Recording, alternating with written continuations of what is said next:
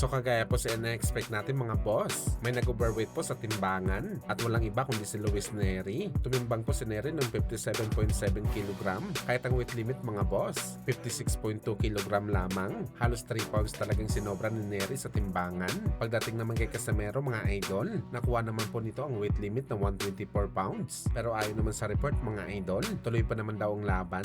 Nag-usap na daw ang dalawang kampo. Hindi tayo sure mga idol kung merong multa dito si Luis Neri, pero malamang meron talaga mga idol. Sabi pa nga ng mga ilang Pinoy boxing fans, posible daw magmulta si Luis Neri ng $5,000 bawat pound na sinubra nito. So ibig sabihin nito mga idol, magbabayad pala ito ng $15,000 o kulang-kulang 1 million pesos ito mga idol. Pero ayon lang ito sa tsenta ng mga boxing fans. Gayon pa man mga idol sa naging face-off ni Casimero at Neri, mas malaki talagang Meksikano at mas matangkad, kaya mas mabigat ito sa Pinoy boxer.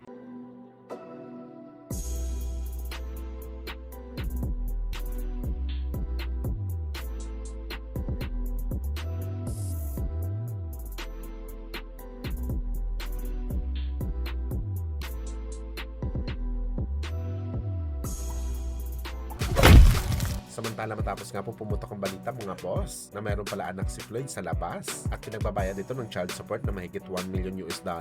Bukod sa issue dito ni Floyd, kinasuhan din ni Calvo ang dati nitong business partner dahil na-scam daw ito ng $170 million at kailangan niya daw ito bawiin mga boss. Kung sana ayon naman sa mga boxing experts, ay malaki daw talaga ang tsansa na ipagpaliban muna ni Floyd ang kanyang super fight na laban kontra sa ating pambansang kamao Manny Pacquiao na gaganapin sa buwan ng September. Posible i-postpone muna ni Floyd ang laban na to kay Pacman at i-resume ang bakbakan sa early 2027. Isa pa sa mga dahilan ng mga eksperto mga boss, ang fight date ng dalawang legend kung saan marami kasi ang nakaschedule na laban sa buwan ng September. Si Canelo Alvarez ang comeback fight nito sa September 12 at ang bakbakan naman sa pagitan ni Ryan Garcia kalaban si Conor Ben. Sa September din balak ganapin ang laban. Well gayon pa man mga boss, rumors pa lang ito, pero para sa atin base ngayon sa katayuan ni Floyd ay kailangan talaga nito ng maraming pera at ang laban lang talaga nito kay Pacman na talagang papaldo si Calvo Ora mismo.